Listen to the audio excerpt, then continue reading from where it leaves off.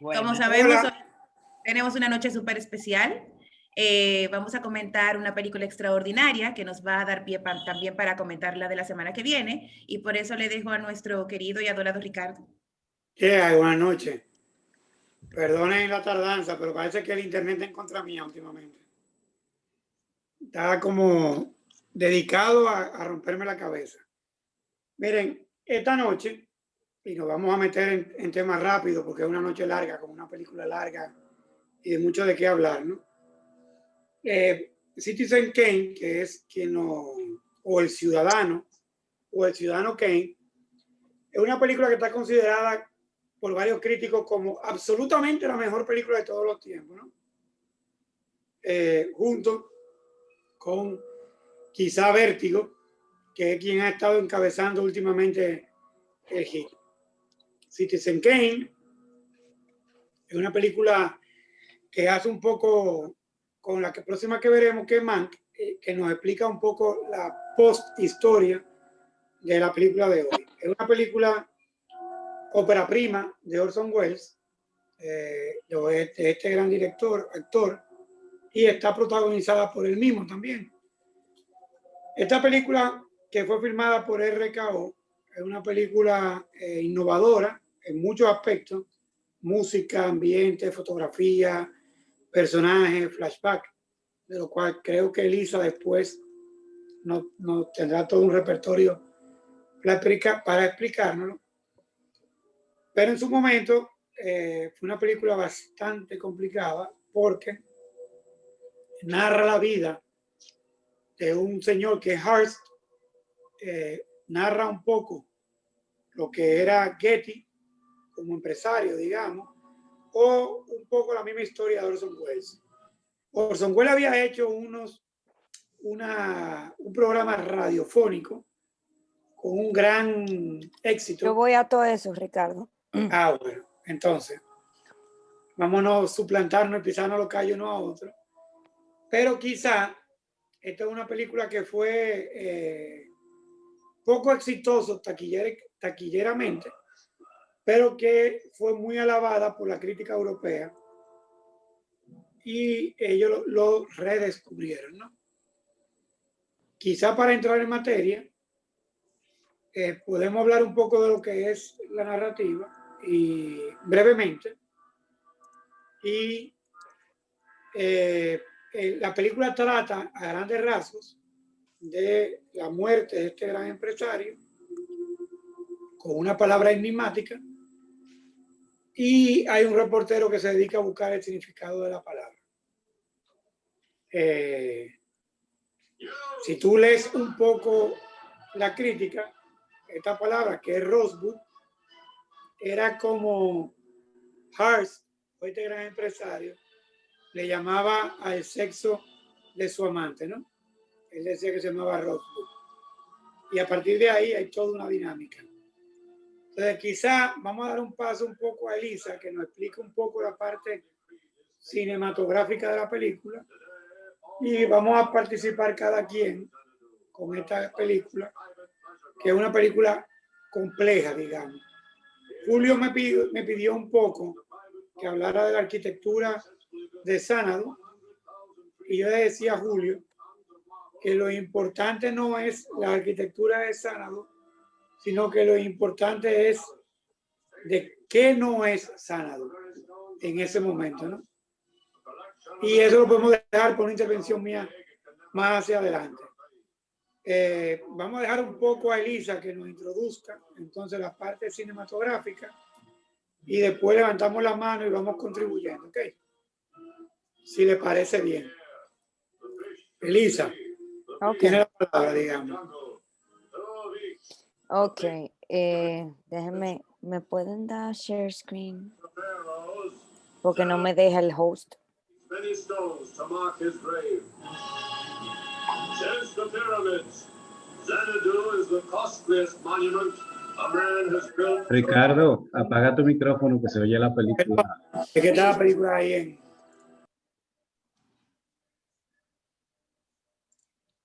Ya te dejé, Elisa. Ok, ahí va. Ahí está el keynote. Ok. Buenas noches. Yo voy a explicarle un poquito de la película. Para explicarle de la película, si no tenemos que remontar un poco la historia de Orson Welles, porque si no, no se entiende dónde viene esta lógica de pensamiento que lo utiliza. Citizen Kane, la ópera prima, como dijo Ricardo, de Orson Welles, y se hace en 1941. Este año cumple 50, 70, 80, 90, 2000, 2001, 2010, ok, 90 años, no, 70 años que cumple, creo. No sé, yo, sí, porque yo tuve en los 80. 60. ¿Eh? 80. 80. Yo estuve en los 70. En los 70 años se hizo una proyección al mismo tiempo a todo nivel global en las escuelas de cine de cada país. La Escuela Nacional de Cine de cada país hizo al mismo tiempo una exhibición de la película. Es dirigida, producida, escrita y protagonizada por Orson Welles. Van a ver por qué él agarra tantos roles, y mi profesor de historia del cine decía siempre, si hubiera sido por personas como Orson Welles, la industria del cine no existe, porque él tenía 4 o 5 roles. Y la música es por un señor que se llama Bernard Herrmann, que mucha gente no lo sabe, pero él trabajó mucho con Hitchcock. Él hizo la música de Psicosis, hizo la música de North by Northwest. Tiene muchos Oscars a nivel de música original. Ok, Orson Welles, para que entendamos por qué la trama es como es. Él nace en 1915 en Wisconsin, en una familia bastante acomodada. Él es hijo de una pianista célebre y un inventor y hotelero. Él desde pequeño estuvo en mucho contacto con pintores, escritores, músicos y actores que eran amigos de sus padres. ¿Por qué? Porque sus padres tenían la filosofía de que los niños no se deben ir a dormir o comer con el servicio cuando hay visita. ¿Qué hizo eso? Que él fuera muy precoz. Él lamentablemente queda huérfano muy joven, y en comentarios como sobre su vida, André Bazin, que una de las personas de la Cinemática Francesa, decía que es falso ver la obra de Welles en una rebelión contra la infancia difícil y desgraciada, que lo que se narraba que era él perdió a sus padres muy jóvenes, a menos que se trate precisamente de esa paradójica e inocente rebelión contra la felicidad misma. Muchos críticos han hablado de que él se autosaboteaba, porque él empezó muy bien, estalló muy joven con Citizen Kane, y ya al final sus películas, él tenía que buscar fondos de la corona de Jordania, porque en los Estados Unidos nadie quería filmar con él. Él viajó por el mundo a muy corta edad, pierde, como lo mencioné, a su madre a los 8 años, y ya a los 10 años, en el periódico de Madison, Wisconsin, escribió un artículo sobre él, que era un niño prodigio. El doctor Bernstein se vuelve su tutor cuando su padre también muere, y estudia en unas escuelas que en la época eran categorizadas como revolucionarias, que eran el Washington School y de Madison y el Todd School, donde él aprende por primera vez a montar dramas isabelinos. Se gradúa muy joven, con 16 años, y ya para esa edad ya él tenía su compañía de teatro. Él decía que el teatro entendido en su más amplio sentido de voluntad especular, de poder, incluía esa afición a la publicidad y al escándalo que puede irritar, y eso lo vemos en Kane, y lo vemos si vieron Mank, que la vamos a ver la semana pasada, esa necesidad de irrumpir, de molestar al espectador. 1993, entre las cosas más disruptivas que hace, es que monta el Macbeth negro, trasladando la acción a Tahití con John Houseman, que era el director del Negro Theater. El Macbeth es conocido coloquialmente como el Voodoo Macbeth. Ahí es que surge el Mercury Theater, que es quien produce Citizen Kane, y por esta obra él recibe el premio de la Asociación Dramática de Chicago como la mejor realización escolar de la región. Seguía en el colegio todavía. Esto le abre las puertas de Hollywood, como le ocurrió a Clifford Odets y a Thurgood Wilder. No era muy común en la época que un director de teatro se moviera luego a Hollywood. Él fue de los pioneros. ¿Cuál es la antesala de todo esto? ¿Cómo él logra hacer esa película tan compleja? Desde el 1938, el Mercury Theater en antena se transmitía en CBS, en New Jersey. Él hace la famosa transmisión de la Guerra de los Mundos de Wells y lleva a un fenómeno de esquizofrenia colectiva nacional. Hay gente que se suicidó porque la gente pensaba que los alienígenas venían a violar a las mujeres. Y como consecuencia, Hollywood decide darle una oportunidad, le da un contrato sin precedentes. RKO, que es quien distribuye la película, no quien la produce, le da lo que más horrorizaba y sigue horrorizando a Hollywood, que es la famosa completa libertad. En 1939, su contrato decía que haría un film, por eso le puse adelante, al año como productor, director, guionista o intérprete, o todo al mismo tiempo, dándole un 20% de los beneficios y un anticipo de $150,000. Cuando él firma este contrato, la gente cree que El Ciudadano es la primera película que él intenta hacer y no, es la tercera la vencida. Él empieza por adaptar un libro que se llama The Heart of Darkness de Joseph Conrad, pero arranca la Segunda Guerra Mundial y RKO desiste del proyecto y hace que adapte una película que se llama The Smiler with a Knife de Cecil Lewis, que también fracasa porque las actrices decían que no iban a trabajar con un director sin experiencia. ¿Cuál es la importancia de esta película? Que la gente, yo creo que me volé uno por eso. Creo que sí. No. Ok. ¿Cómo él se capacita para hacer esto? Que fue lo que no puse.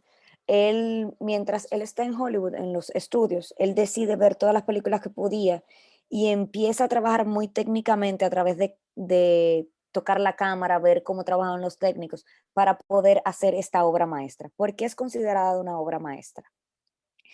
Uno, porque él tiene los relatos son fragmentarios. Es la primera vez que se empieza a narrar así, que es lo que hoy en día diríamos una historia coral. Permite recrear libremente la cronología, sin embargo no la respeta. Trabaja el raconto o el famoso flashback, que no era muy común en 1941. Sí se había trabajado porque una de las películas pioneras del cine, que El nacimiento de una nación, trabaja el flashback, pero no era un recurso muy cotidiano. Lo más importante a nivel visual es la técnica del gran angular. ¿Qué quiere decir eso? Lentes cortos que permiten que haya mucha profundidad de campo. Tengo tanto en foco lo que está delante de la cámara hasta lo que se ve al final. Que la escena donde la mamá le está cediendo los derechos y se ve el niño, la tengo aquí al final. Sí.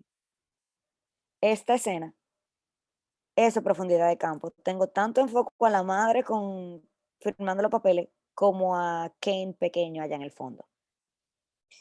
El contrapicado, muy importante, sobre todo cuando él está en interiores. ¿Por qué? Porque él agarra lo del teatro y se cuenta que el contrapicado es cuando la cámara se pone desde abajo, angulada hacia arriba. Lo contrario a una cámara de seguridad. Constante, y me comí una H y me está dando ataque de histeria. Espérense.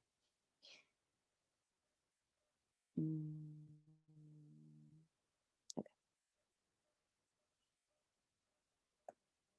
Ahí vamos. El contrapicado constante que él utiliza hace que dejemos de tener clara la conciencia de él como persona. A la vez seguimos inmersos en la fascinación que crea el personaje. Ellos utilizaban mucho los techos bajitos para hacerlo ver mucho más alto. Y al mismo tiempo utilizando el contrapicado hace que veamos una visión infernal. ¿Por qué? Porque la visión va de abajo hacia arriba. Los techos impiden la escapatoria, completando la fatalidad de esta maldición. Esta persona que murió sola es una maldición. ¿Qué otra cosa muy importante? Ellos descomponen el tiempo y tienen una multiplicidad de puntos de vista, que es lo mismo que habla en el punto número 1. Lo que pasa es que el relato es fragmentario, no necesariamente en la multiplicidad de puntos de vista. Aquí cada uno cuenta su propia realidad de la realidad de ese personaje. Y Wells, lo último así muy, muy importante de la película es que hizo primero una obra barroca, que es esta, antes de su obra clásica la que le sigue, que juntas hacen una unidad de estilos y crea su ciclo de realismo social, que son testimonios críticos de esa famosa sociedad americana. que la famosa película El esplendor de los Ambersons o Magnificent Ambersons. Esa es la dupla que ellos hacen con realismo social. Lo que le quiero retomar del montaje, el montaje en profundidad de campo se convierte en una técnica constitutiva del sentido del guión. El guión gira a partir de ahí, porque yo tengo dos historias que se me están contando al mismo tiempo. Lo que está ocurriendo en un primer plano y lo que ocurre al final o en punto de fuga. Y esta escena se la quería poner porque es una de las cosas más inteligentes que él hace. Y ahí uno se da cuenta que él experimentó mucho mientras estaba en el estudio antes de filmar, mientras él adaptaba los dos primeros guiones fallidos. La escena de lo que se llama el breakfast montage o el montaje del desayuno es genial porque en un momento vemos un primer plano frontal de Kane y cuando gira vemos a la mujer y volvemos a ver el paso del tiempo, como están los periódicos arriba de la mesa. Eso es pionero, eso nunca se había hecho, eso que él hace. Y hasta ahí, no sé si le quedó alguna duda. Si tienen, yo tengo una frase de un texto que yo tengo sobre la película, que es él hablando. Y dice, Citizen Kane cuenta la investigación emprendida por un periodista llamado Thompson para descubrir el sentido de las últimas palabras de Kane. Pues según él, las últimas palabras de un hombre deben explicar su vida. Aunque esto sea probablemente cierto, él no descubre nunca lo que Kane quiso decir, pero sí el público. Aquí vemos un narrador omnisciente, pero los personajes de la historia nunca se enteran. Su indagación le lleva a 5 personas que conocían bien a Kane, que le amaban y le detestaban. Ellas le dan 5 versiones distintas, todas muy parecidas, de forma tal que la verdad de Kane, como la de cualquier ser humano, no se puede deducir más que por la suma de todo cuanto de él se dice.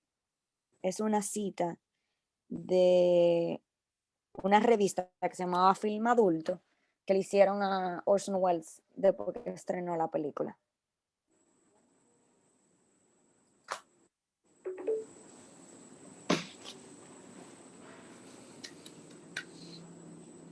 Gracias, Yo Elisa. creo que Sí, Ricardo. esta película también se convirtió en o sea, yo creo que aparte de lo que nos hizo Elisa, que es una narración de la parte cinematográfica y de un sinnúmero de innovaciones que uno no se da cuenta en la película. Por ejemplo, yo estoy mirando ahora cuando él entra en la biblioteca, la exageración de la puerta, la luz a contrapunto, el uso de la luz. O sea, hay un sinnúmero de cosas en la película que son muy, muy innovadoras y muy fuertes.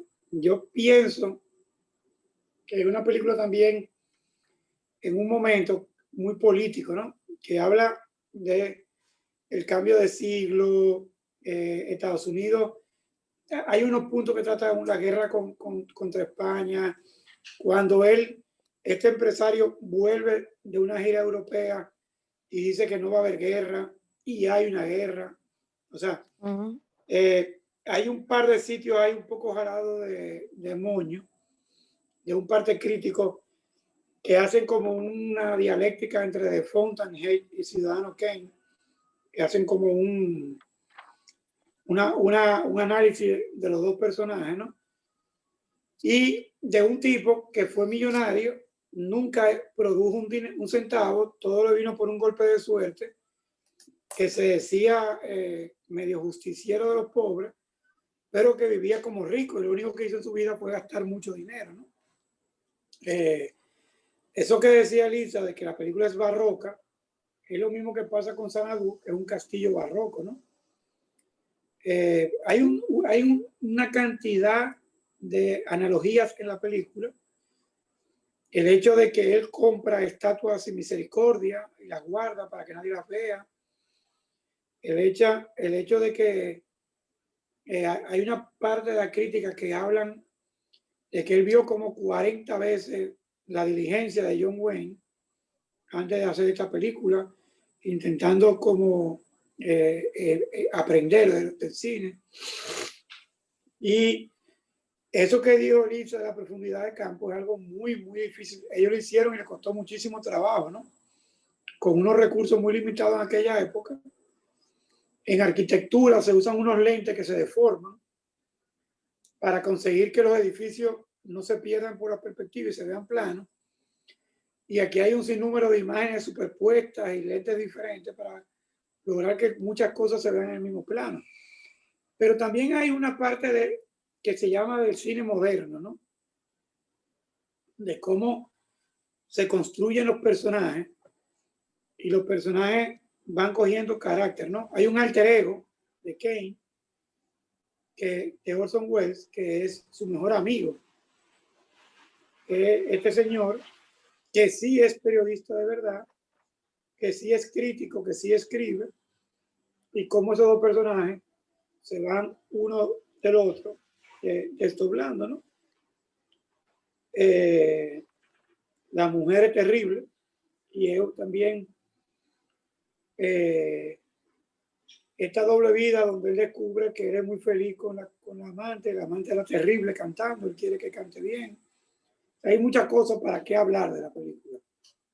Pero en Europa se convirtió en una película de culto, en una película que tuvo años y años y años y años siendo proyectada en la misma sala y el mismo grupo de personas iba a verla.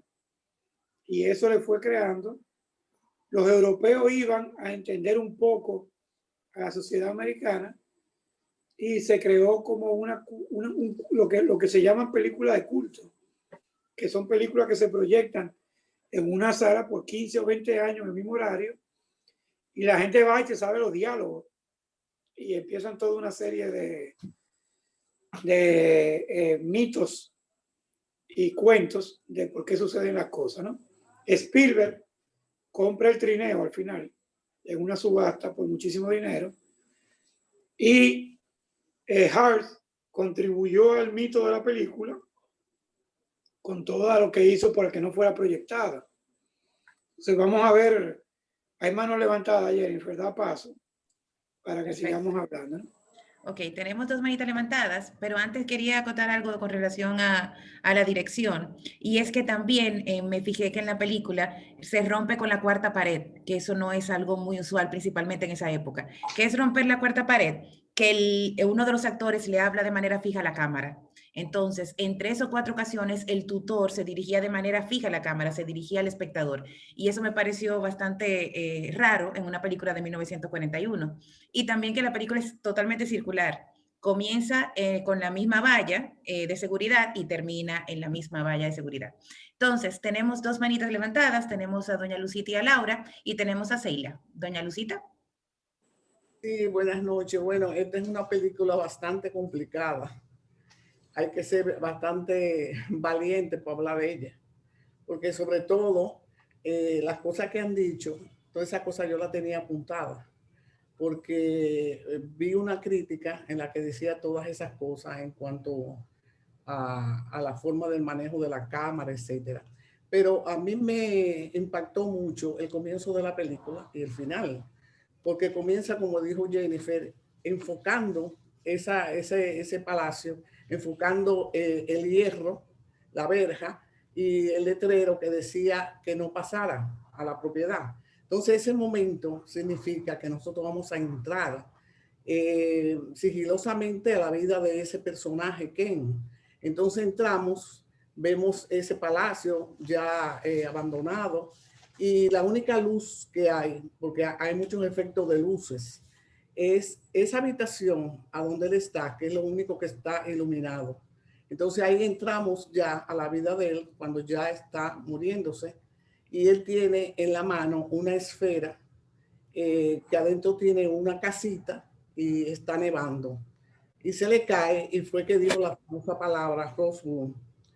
Entonces ahí él se cae, ya se muere, se cae esa esfera y cuando comienza así la película, ya uno, lo que pasa es, entonces vienen todos los periodistas, viene su entierro y uno de ellos, del director de un periódico, dice, no, pero yo no voy a poner lo mismo, que se murió, que era rico, que ayudaba, que después se puso porque después se puso corrupto, quería más y más y más y nunca estaba conforme.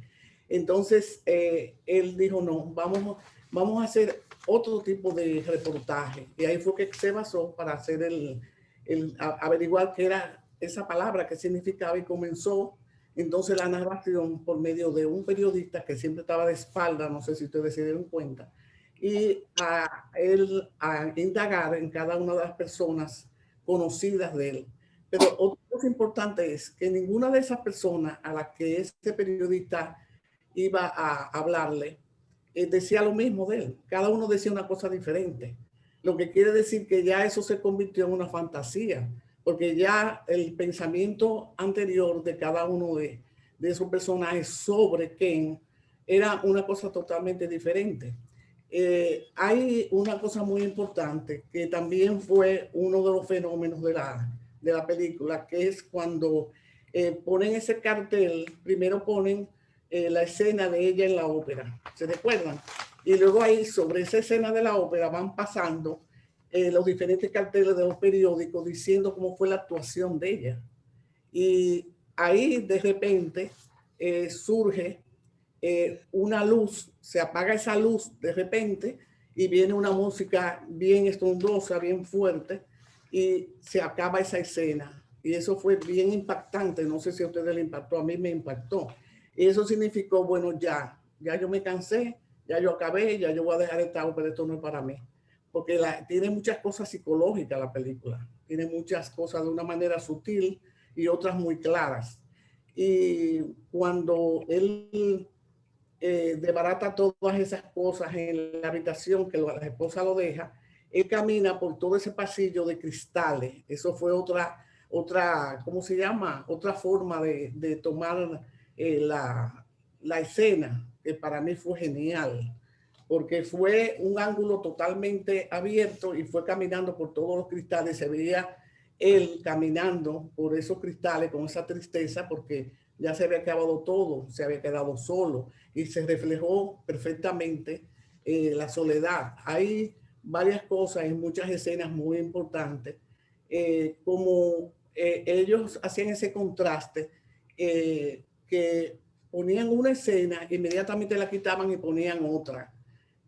Como un ejemplo, cuando el Señor le dijo Happy New Year, algo así, Merry Christmas, y era un niño cuando le estaba entregando regalos, pero después inmediatamente pusieron la escena de él viejo entregándole al adulto otra vez regalo. O sea, él usó las escenas y la cámara, las luces, de una manera realmente genial. Y hay una cosa, usaba ¿cómo se llama? Las vistas de abajo hacia arriba, pero no para que él viese hermoso ni nada de eso, era porque él necesitaba que se viera que él tenía poder, era para reflejar poder. Entonces, como siempre en los techos, fíjense que ponen las luces, nunca enfocan los techos, antes por lo menos enfocaban los techos porque ahí estaba el micrófono. Y en algunas películas, inclusive que están mal hechas, se ven los microfonitos, que uno lo ve, pero él lo que hizo fue, porque era un hombre realmente genial, que los techos le pusieron como unas sábanas, no sé de qué material, pero los techos los forraban de manera que ahí estaban los micrófonos, de ahí estaban las luces, pero no se veía porque él siempre quería que enfocaran el techo. O cuando las escenas para demostrar fortaleza, lo ponían a él bien arriba y a ella, como en el caso de cuando ella estaba haciendo el rompecabezas, ella estaba allá abajo. Entonces, ¿quién es el que tenía el poder? Él, que estaba allá arriba en la escena, y ella era la que estaba totalmente a merced de él. Entonces, el final de la película, digo, tiene muchas cosas, pero hay mucha gente aquí que tiene que hablar. El final de la película fue exactamente el mismo del principio. Al final vemos otra vez la verja, vemos otra vez cuando dice, cuando enfocan el letrero que dice no pasar, pero ya nosotros entramos en esa vida, ya la conocimos, ya salimos de esa vida, o sea que ya como quiera nos inmiscuimos en ella. Entonces, gracias, la película es bien complicada, pero por lo menos eso fue lo que pude decirle. Gracias. Doña Cita está pro hoy, está tirando piedrita. Que está pro. Bueno, está tirando piedra. a ver si puedo decir algo. Difícil. Buenas noches a todos. Realmente si no hubiese sido así, no veo esta película, pero No. realmente clásico del cine. Y pensar que en plena guerra en Europa, próximo ataque a Pearl Harbor, pues este muchacho genio de 25 años estaba filmando esta película que rompió con todos los esquemas del cine del momento y que todavía se está usando. Él, a pesar de que fueron 9 nominaciones, solamente ganó un Oscar al mejor guión, y todavía al día de hoy hay dudas de quién realmente fue que escribió ese guión. Como bien dijo Elisa, pues Hart, el empresario del que se supone que se trataba la película, pues trató de boicotearla, y él filmó, Wells filmó la película como en secreto, diciendo que era ensayando, para que nadie entrara y viera lo que realmente se estaba haciendo. El trineo sí lo compró, ahora se me fue el nombre, el director, Steven Spielberg, y Orson Welles lo que dijo fue, oh, y yo pensé que lo habíamos quemado. Los negativos de la película sí se perdieron, se quemaron. Una película con una grandeza estética muy grande. Y esa primera escena donde él fallece, hay una palabra que usan los cineastas que es como un error, pero ellos tienen su término, que ahora no me viene a la mente, pero es porque se supone que si él murió solo, cómo es que había una enfermera, cómo es que había periodistas que se dieron cuenta de la última palabra que él pronunció. Entonces el director lo que dijo fue, vamos a obviar ese detalle y que la gente no se dé cuenta. Entonces obviaron ese supuesto error que tiene su nombre técnico en cine y siguieron adelante con la película, que no fue reconocida hasta los años 50. Entonces vemos también mucha ambición, mucha vanidad, mucho deseo de poder, quizá el sueño de él regresar al pasado, a ese jugar con ese trineo en la nieve. Y esta foto que mostró Elisa no dice mucho, pero nos dice de qué va a tratar la película, porque hay varios planos. Hay un plano de la mamá de él, muy seria, que se ve que están en una reunión con un invitado que quieren que firme algo. El papá, que se supone que es el papá, que no parece estar de acuerdo con lo que está sucediendo, y a través de la ventana, pues el niño jugando. Y a través de esa escena, pues uno puede deducir lo que realmente está pasando. Él introduce la narrativa como parte del cine, y en la música la hizo el mismo, la compuso el mismo director o el mismo compositor de Taxi Driver. Grandes juegos de luces y sombras. Y bueno, una excelente película realmente, de un gran aprendizaje. Muchos flashbacks y también mucha mentira, muchos sueños de poder, ambición desmedida, y donde quizá la felicidad era posible llegar a través de ese trineo de madera. Hay una cosa que se me olvidó decir, que realmente lo que él no pudo conseguir, que es lo que representa esa esfera, era casita donde él vivía cuando era niño, y que siempre nevaba. Entonces lo que significa esa película es el final de Buscando a Rosewood. Eso es que él no pudo nunca volver a su infancia, que había perdido. Sí. Eso y era. gracias Ricardo, gracias Elisa por esta excelente presentación. Gracias Julio por tu apoyo. Yo creo que después de todo eso, la película tiene un trasfondo político muy fuerte, ¿no? En un momento muy complejo, después de una gran depresión, Estados Unidos surge como un poder en el planeta en ese momento. Estados Unidos, hasta la Primera Guerra Mundial, era un campo, ¿no? El mundo está descubriendo lo que es el socialismo o lo que son las ideas de izquierda. Entonces, la película tiene, el personaje de la película es un personaje complejo y nos enseña en esta sociedad americana cómo eran estos personajes que tenían dinero, como el self-made man, el hombre hecho a sí mismo y que decidía qué hacer con su fortuna. Él quiere proteger a la clase trabajadora, pero se dedica a viajar y a gastar dinero. Hay un problema político muy fuerte en la película, del cual se puede hablar mucho.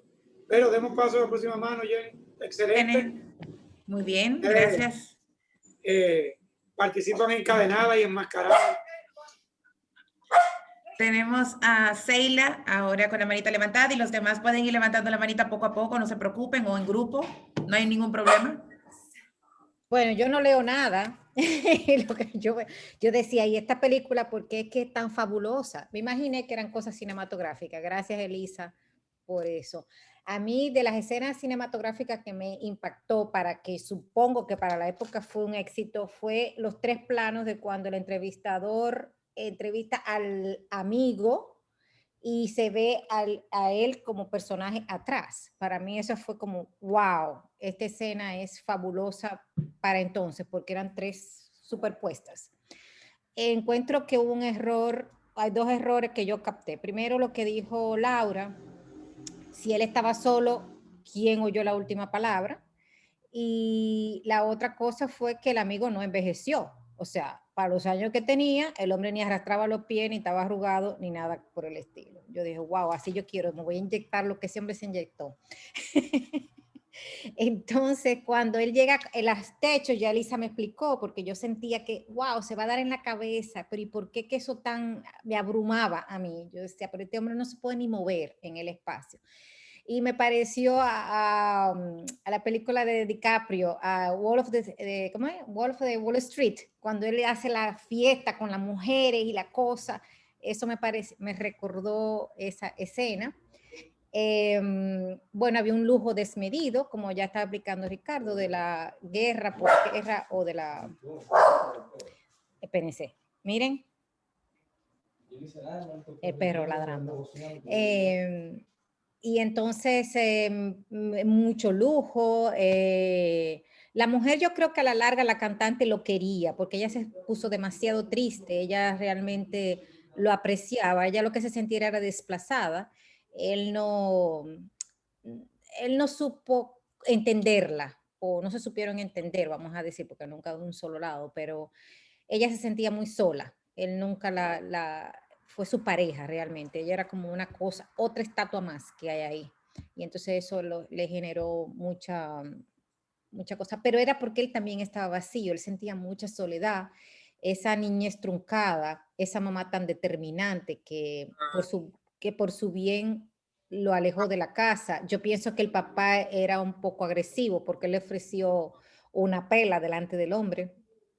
Y la mamá dijo, eso es lo que tú le haces a él y por eso es mejor que se vaya. O sea que parece que fue maltratado por ese papá. No sé por qué él no pudo volver más. Era también en el tema de que por ahí pasaba algo de petróleo, fue lo que yo entendí, y que por eso era que estaban empeñados en tener esa área y esa era como una compensación de sacar al muchacho de ahí y darle una buena educación. Ya, eso fue lo que yo vi. Y lo que pasó fue que la mamá compró un pedazo de tierra y ahí se encontró la mina de oro más grande de Estados Unidos. Ah, bueno, ¿verdad? Oro, entonces. Sí, exacto. Y por eso querían, y para compensarlo, se llevaron al muchacho. Yo quisiera que reflexionen un poco de la película. La película tiene una importancia cinematográfica. Claro, eso es lo que yo pienso, que es más que todo cinematográfico, pero también tiene mucho que ver eso de la soledad. Perdón, que te interrumpí. No, él sentía mucha soledad porque cuando un muchacho se le arrebata su niñez, siempre queda marcado. Y a él, independientemente de que ahí hubiese una mina de oro, el muchacho no sabía el por qué. Él no entendía el por qué. Es una película que su importancia, por un lado, es cinematográfica y artística, pero por otro lado, su importancia es sociopolítica. Es una película que él llegó a negar inclusive que había guerra y la guerra estaba al pie de ahí.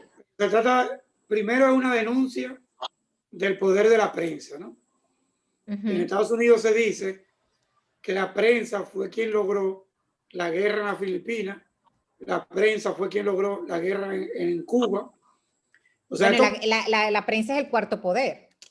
pero en Estados Unidos en ese momento, a principios de siglo, habían unos grandes empresarios cercanos a la industria del carbón, del hierro y a la rotativa, ¿no? Entonces, fíjate que Kane es un tipo que se burla todo el tiempo en la película, que el pueblo va a creer lo que yo le haga creer. Él lo repite en varias veces, ¿no? Bueno, si no, Y pregúntaselo él, a Trump. y él tiene una arrogancia que hoy en día vemos todavía en un personaje como Trump, ¿no? O sea, Ujú. la película denuncia a este señor que es como un conquistador, que es como un tipo charm, mujeriego, Sí. millonario, pero entonces al mismo tiempo es paladín de los pobres, ¿no? En una el abogado le dice, Kane, toda tu vida tú te has dedicado a gastar, tú nunca has producido un centavo, tú no sabes lo que es producir un centavo. Su papá era un trabajador y la mamá parece como una puritana, una señora como casi un quaker de eso, ¿no? Bueno, muy Entonces, típico de la época.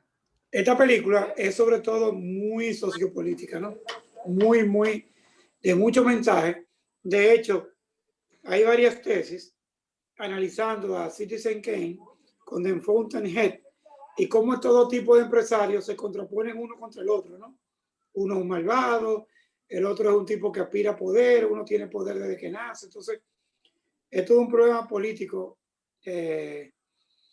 Nos cogería bastante pedazo de la noche explicar lo que era el mundo en el 1940, el movimiento moderno, el hombre nuevo que proclamaba la izquierda europea, Rusia, con el mundo entero tenía dos o tres locos, uno de derecha, uno de izquierda, otro fascista en Italia. En Estados Unidos acababan de descubrir el poder que le dio la Primera Guerra Mundial, acababan de pasar la Gran Depresión, había hambre. O sea, el momento histórico de esa película es lo suficiente para hablar la noche entera de la película y de su mensaje. Y de cómo lo que tú ves en esa película, el pobre americano ni se lo soñaba. La gente pasaba hambre en Estados Unidos, literalmente.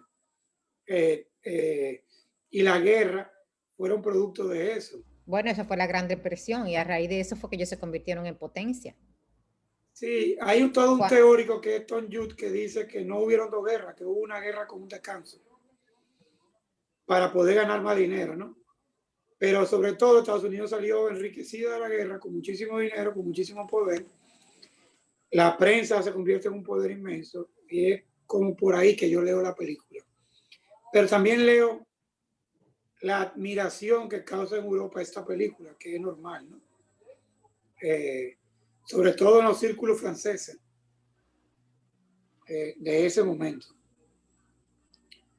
Próximo, manita.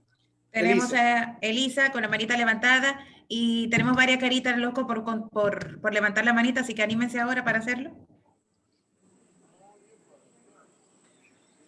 Dale, Elisa. Que entre las cosas, eso que tú hablas de los franceses, sí, todo lo que se ha escrito de... Hay un libro muy genial que escribió André Bazin, que es sobre el texto, sobre el trasfondo de la película.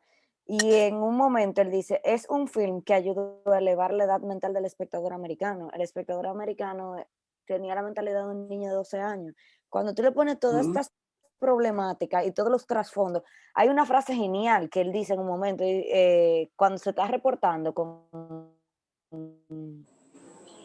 el corto que arranca la película, que dice, esa persona no llegó a la presidencia de los Estados Unidos, pero por su poder todos llegaron o llegó cierto presidente. Es genial lo que él manejaba. Y hay una cosa que le quiero resaltar, que la gente dice y a nivel de cine no es así. Eso de que nadie vio la última palabra o nadie escuchó la última palabra que él dijo, sí, nosotros lo vemos. Hay un narrador omnisciente que nosotros recibimos información, el resto de los personajes no. Quien recibe esa información de que esa última palabra que él dijo el Rosebud somos nosotros. Nosotros no sabemos atrás de cámara quién se supone que estaba. el cine, mentira, es una deconstrucción. Entonces no todo tiene que ser fidedigno a la realidad. Y eso que ocurre con esa palabra es lo que más adelante en los 60 se va a empezar a llamar como MacGuffin. Es la excusa por la que la historia arranca y la historia termina en eso, pero si tú la sacas no cumple ningún rol. No es importante. Es una excusa. Pero no es que está mal, no es un error. Está puesto a... Estoy de acuerdo con eso.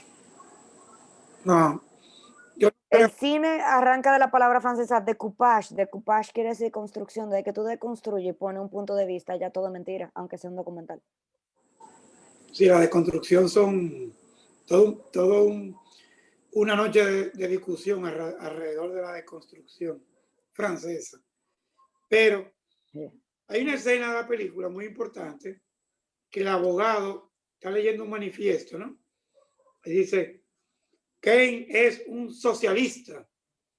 Y de una vez atrás aparece un agitador de masa que dice, Kane es un fascista.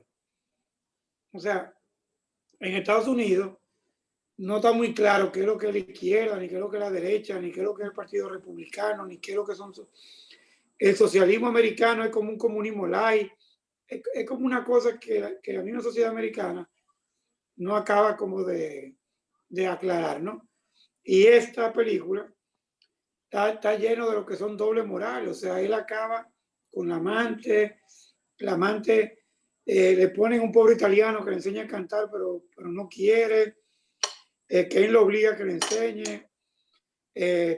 Ella, la mujer de Kane, que era sobrina del presidente, es como su misma competencia política. Ellos dos no se entendían políticamente. O sea, la película es complicada en muchos aspectos, ¿no? En un momento, en un diálogo muy importante, el abogado dice, ¿qué tiene de malo hacer una fortuna? ¿Qué tiene de amoral ganar mucho dinero? Y después Kane dice, quiero darle dinero a las masas, quiero defender a los pobres, un poco como un Robin Hood moderno. Y los americanos en ese momento se sentían Robin Hood. Habían ido a rescatar a Europa en la Primera Guerra Mundial y se estaba cosiendo, ya todo el mundo sabía que se iba a entrar en la guerra, hasta que dejaron que lo bombardearan ahí en Pearl Harbor, pues puede tener una excusa, pero ellos sabían que iban para la guerra porque la primera había resultado un muy buen negocio, ¿no? Y la película respira un poco todo el tiempo, yo no sé si ustedes lo notaron, el espíritu de cowboy, ¿no? O sea, Kane tiene un poquito de cowboy, hay sombrero, hay como todo un poquito del vaquero americano. Pero próxima mano, ¿quién opina? Que lo veo todo Bueno, muy calladito. En lo que opina la próxima manita, que la van a levantar ahora, yo quisiera hacer un comentario. Dividiendo el aspecto técnico del aspecto de la historia en sí. En cuanto al aspecto técnico, realmente, cuando uno hoy día, en un 2021, uno se sienta a analizar la película y ve las cámaras, y uno se piensa, si nosotros hemos tenido la oportunidad de ver películas de 1941, del 42, del 45, nos daremos cuenta que tenían sus errores, que uno la ve y uno sabe que son muy viejas. Esta tú te das cuenta sencillamente porque está blanco y negro. Pero más nada, después tú ves y te admiras con las tomas. Eso de que la película es circular, el hecho de que, por ejemplo, en un momento determinado quieren simular que le están siguiendo los paparazzi a Kane, la cámara se pone a moverse. Entonces, tú ves todos esos efectos y realmente te admiran, esa toma desde abajo hacia arriba y todo lo demás. En cuanto al aspecto de la historia, yo veo la historia como una crítica completa, una crítica principalmente al tema de la prensa, porque en un momento dado, cuando él acababa de comprar el periódico y él le decía que había una persona que la habían secuestrado en New Jersey, él decía, si no la secuestraron, vayan a hablar con el esposo y si él no le quiere dar información, pues entonces ustedes le dicen comunista en la calle. Entonces, ahí tú te estás dando cuenta cómo él está criticando la misma prensa, porque él está haciendo una especie de denuncia de lo que la prensa sería capaz de hacer o de lo que él entiende que la prensa podría hacer también. También aunque sumamente adelantado, veo como una crítica al consumismo, porque una persona que lo ha tenido todo en la vida, cuando se muere, lo único que piensa era en esa niñez. Él vuelve a la niñez y tú te das cuenta que todo el mundo dice que él nunca dio nada, y esa fue la queja de su ex esposa, que él nunca le dio nada, él no daba amor, porque él no tenía amor, no podía dar lo que no tenía. Entonces, precisamente de lo que él carecía que era sencillamente algo totalmente abstracto, era lo que más falta le hacía a él en la vida. También entiendo como una crítica el tema de uno tener que asumir un rol dentro de una sociedad, pero no querer llevarlo, porque él tenía que asumir el rol de un hombre millonario que podía vivir sin tener que trabajar, pero él decidió ser periodista y él decía que quiero ayudar a las personas porque sé que va a tener que venir una persona sin dinero a ayudarlas y no lo va a poder hacer. Entonces, siento como que la historia es súper interesante. También hay un aspecto que es, perdón, una notita como divertida. No sé si recuerdan, el tutor en un momento determinado hace una historia de una muchacha que él vio con su traje blanco, un parasol, cuando estaba en un ferry frente al otro, y donde él dijo que él vio a esa mujer y todos los meses él no le habló, y que todos los meses él siempre recuerda a esa mujer con ese vestido blanco, con el parasol. Pues esa misma historia la hacen en la película La Propuesta Indecente, y con esa historia fue que Robert Redford logró convencer a Demi Moore para que se casara con él. Entonces es como que el volver a repetir esa historia que saben perfectamente que salió de Citizen Kane suena como interesante. Tenemos una mano levantada, tenemos al doctor. Doctor. Gracias, simplemente un comentario breve, y es acerca de la circularidad de la película, porque cada vez que se recorre el círculo, se conoce otra capa de la vida. Y yo sí creo que hay un cierto paralelismo con William Randolph Hearst, en el sentido del poder que acumuló en la prensa. Y no solamente la guerra hispanoamericana de 1898, Hearst promovió bastante la Revolución Mexicana, porque tenía intereses en el norte de México, o lo que hizo Pancho Villa, y porque él tenía intereses en México y tenía interés de que los Estados Unidos intervinieran de una manera o de otra. Y otro paralelismo con Hearst es cuando esos individuos que son self-made man en Estados Unidos, a pesar de que quisieran hacer bien, se meten en esa vorágine de adquirir más poder o más dinero, y terminan creando monumentos a ellos mismos, como Hearst, que construyó San Simeón en California, que es como un castillo. Y no es solamente un monumento físico, construyen monumentos a la personalidad. Y por eso es que en Europa yo creo que tiene cierta atracción, porque Europa hasta estos días, esos self-made man no se encuentran tanto, porque es un sistema más aristocrático. El que nace con cierto dinero permanece así. O sea, esa movilidad social que existe en Estados Unidos, a pesar de que ha cambiado un poco, pues continúa. Se puede empezar sin nada, como Steve Jobs, y terminar siendo súper poderoso, como Jeff Bezos ahora. Es decir pero la película es definitivamente una obra maestra en todos los sentidos. En cuanto al comentario social, alguien dijo que el espectador norteamericano tenía 12 años antes de eso y aprendió a ver ciertas películas. Todavía es así. Yo creo que ahora con la pandemia y todas esas películas que hacen de superhéroes, yo creo que ahora la edad promedio es como de 9 años del espectador, pero eso soy yo. Gracias por tenerme otra vez aquí. Doctor, bienvenido. Hacía falta. Felicidades, doctor. Espero que sus muchas ocupaciones no lo tengan. Fue duro y curvero con ese comentario de 9 años. Sí, y es verdad, tú sabes que también el europeo tiene un sentido del pudor muy alto, ¿no? En Europa es muy importante no hacer mucho el ridículo.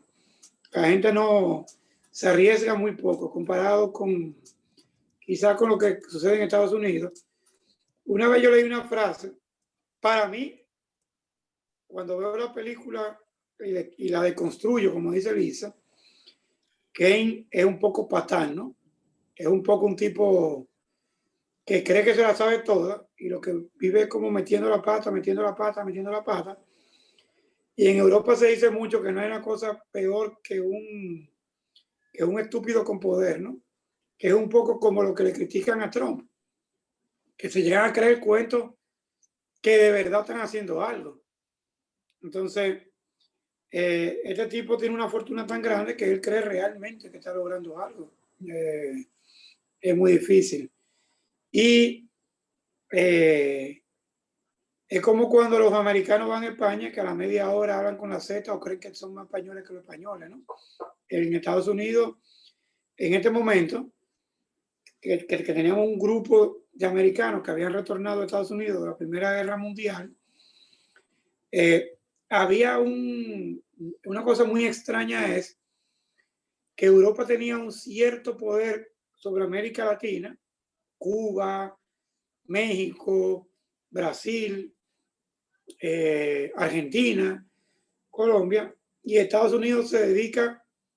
En México había una fortaleza de los alemanes con mucha presencia de venta de ferrocarril, venta de armas, venta de maquinaria, y a los americanos no les gustaba eso. Ellos habían ganado la Primera Guerra Mundial. ¿Cómo va a ser que le sigan comprando trenes a los alemanes?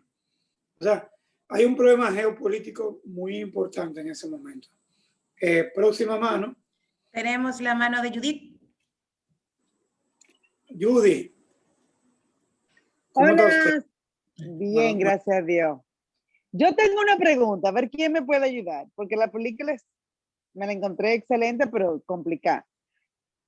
Aparte de lo que han dicho y que Jennifer explicó muy bien, que obviamente él no tenía amor y por eso no podía dar amor. A mí me chocó que su mejor amigo, o sea, obviamente se emborrachó para escribir la crítica negativa la primera vez. ¿Cómo él pudo terminarla? O sea, como que eso para mí, como que fue tan raro que él de verdad la terminara y que de ahí para adelante, o sea, porque era en negativa en contra de su novia, de su esposa, de la cantante, mala esa, la pobre, pero yo no entendí por qué la terminó, porque, o sea, cómo él mismo terminó de escribir la crítica mala. Es una pregunta o no sé. Mira, yo creo que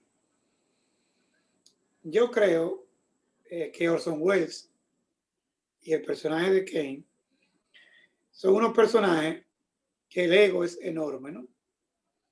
Y el amigo es un alter ego, ¿no? Es como la voz de la conciencia al lado. Él sabía que la muchacha cantaba horrible, pero le gustaba a la muchacha. Él no podía. Cuando él leyó la crítica, es como cuando él mismo, que es un millonario y que se hace un palacio y que trae animales, en un momento dice que va a defender a los pobres. O sea, el tipo es el defensor de toda la causa perdida, ¿no? Y la misma crítica es una explosión de sinceridad. Coño, sí, qué malo canta. Vamos a acabar la crítica. Vamos a ejercer esta crítica. Y a partir de ahí empieza un decline con la muchacha, porque es que la muchacha obviamente eso, pero eso salió en el periódico, era como que su periódico, ella lloró y le dijo, ¿cómo tú permitiste que eso saliera? No en todos los periódicos, pero sobre todo en el tuyo, ¿tú entiendes? Pero bueno, sí, pero hay un momento, ella decía que ella entendía que la habían criticado en los otros periódicos, pero como en el de él se había por hecho eso, exacto. claro, Eso porque fue, el exacto. abogado le dice en un momento que él estaba haciendo un editorial en contra de una compañía de los trenes y que él mismo era el dueño de la compañía. Que cómo iba a hacer. Y él hace todo un manifiesto de la defensa de no sé qué, no sé cuánto. O sea, él es un personaje que es contradictorio, porque él se dedica a dar un dinero que él no hizo, que apareció. A mí me acuerda al pobre hombre que mataron aquí, que se ganó la lotería en Estados Unidos, como 60 millones de dólares, y el tipo vino para acá, para su barrio, ayudó al barrio, y al final lo mataron en el barrio. Porque nada más se le ocurre. Sí. Con 60 millones de dólares yo me borro hasta de la cédula. Sí. O sea, es un poco como eso, ¿no? Pero ella misma, la novia, encara la otra moneda de su primera esposa. Es todo lo contrario, digamos. Es como las dos caras de la moneda. Y aunque yo se lo vuelvo a repetir, no pueden perder de entender que Hearst, el millonario de verdad, le decía cariñosamente al aparato genital de su amante, Rosebud, ¿no? O sea, hay una burla de que era un infantil y de que su felicidad estaba en esa cosa que era de su amante, ¿no? O sea, hay todo un problema. Cuando veamos la semana que viene en Mank, hay una escena, y perdónenme el spoiler,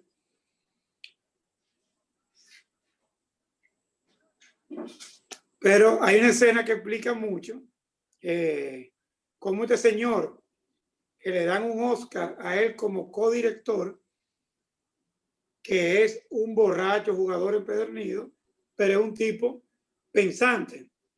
Y él explica en la próxima película parte de este trasfondo social o político de lo que era RKO en su momento, de lo que eran las compañías cinematográficas, de la prensa y todo eso. Todavía hoy en día, tú y yo vamos a Nueva York a patinar al Getty Center, ¿no? Y ahí hay una escultura con un hombre cargando la tierra y está todo aquello. La gente todavía va hoy a estos emporios de estos personajes, digamos. Mira, perdón, y otra cosa que me chocó, o sea, como que yo dije, wow, de esa época, como esta mujer, la esposa, como ella preparó todo después de la ópera, mandó al niño con el chofer y tenía un taxi para esperarlo para ir para donde este hombre político, esa trama política, como que ella, esa personalidad de ella tan fuerte, o sea, yo no sé si ella creía que él no la iba a dejar a ella y quedarse con la amante. O sea, yo no me imagino como esposa cuál fue el fin de que ella buscó en eso, pero sumamente política, o sea, el otro político que le tenía esto debajo de la manga y lo utilizó en su contra y como que ella hacer eso. Pero ustedes tienen que entender que cuando esta película es vista en Europa, en el 1940 y pico, los europeos lo que estaban viendo los americanos era como un zoológico, ¿no? Mira esto lo que hace, y mira el otro lo que está haciendo, y mira cómo ellos creen que dirigen los periódicos, y mira lo que ellos dicen que es un socialismo, ¿tú entiendes? O sea, hay una fascinación y un poco una burla sobre el liberador, ¿no? O sea, estos señores, que eran unos vaqueros, fueron los responsables de que Europa no sucumbiera en la Primera Guerra Mundial. Y el europeo estaba todavía un poco descubriendo por qué había sucedido eso. O sea, bueno, es complejo la irrupción de Estados Unidos en el mundo político. Es complicado porque hasta el 1850 Estados Unidos era grama, vaca y mucho territorio, digamos. Hay manos levantadas. Jennifer. Muchísimas gracias. Gracias, Judith. Sí, tenemos varias manitas levantadas. También con relación a la primera pregunta que hacía Judith, yo pienso que era un tema de incoherencia, porque él al principio era muy bueno criticando, pero sin embargo, cuando le tocó cerca, que era su esposa, no quería que le hiciera la crítica. Entonces entiendo que Leland escribió lo que él tenía que escribir, pero él vio en su amigo que su amigo dejó de ser quien era. El que se había vendido, el que había escrito toda una lista de principios que supuestamente le iba a cumplir toda su vida. Inclusive el amigo dijo, déjame guardar la lista, porque probablemente haya que utilizarla posteriormente. A él le dolió tener que utilizarla.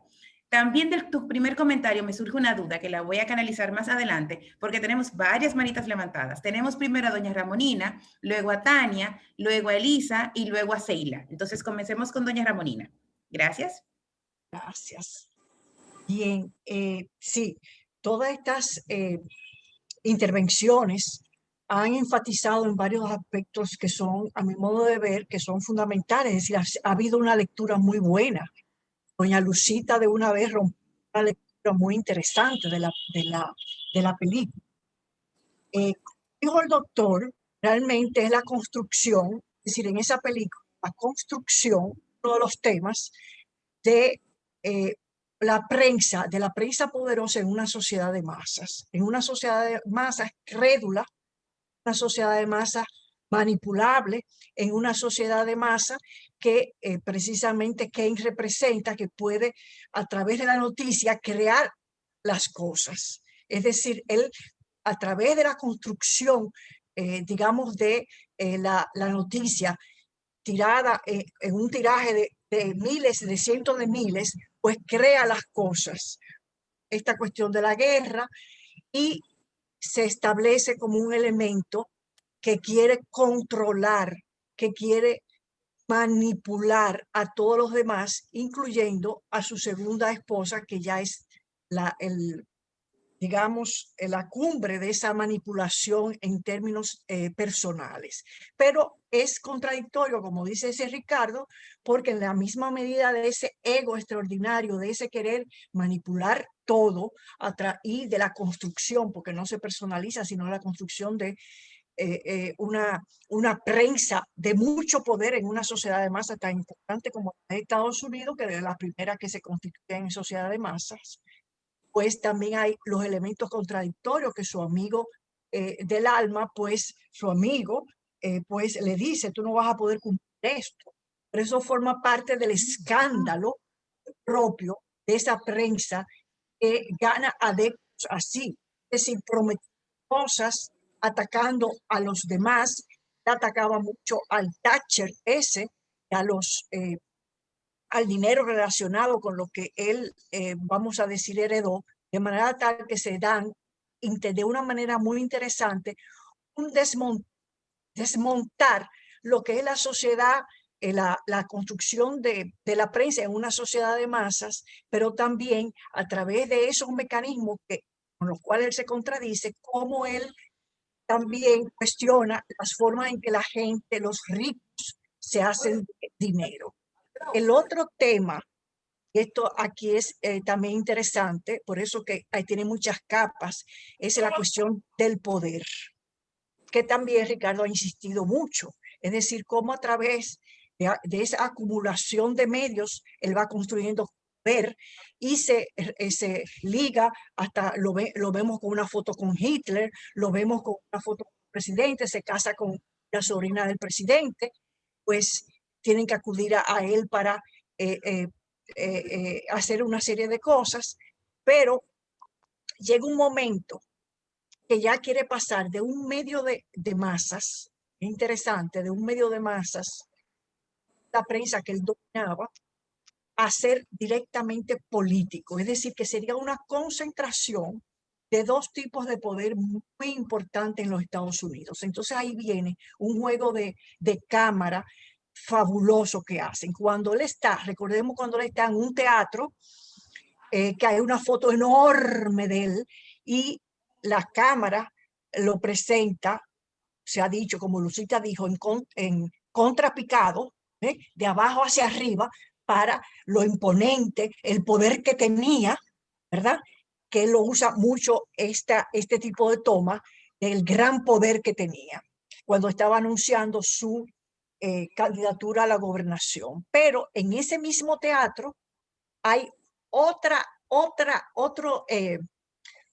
cuestión muy diferente de cámara, que es lo que se llama, no el contrapicado, que es de abajo hacia arriba, sino de arriba hacia abajo. Es decir, alguien que iba a tener más poder que él. Nosotros todavía no sabemos quién es en ese teatro que lo está viendo, que es el Jerry, que se llama el político, ¿verdad? Que él también estaba aspirando a la gobernación y él lo atacaba como corrupto. Entonces lo está viendo todavía.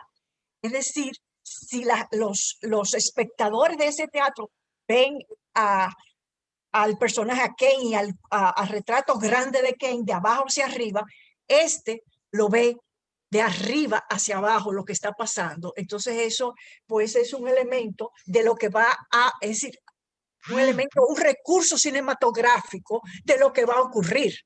Es decir, el político que sabe más, tiene más argucias, más tramposería que el dueño de los medios de comunicación, pues le va a jugar una trastada que le va a costar a Trump la pérdida de la candidatura.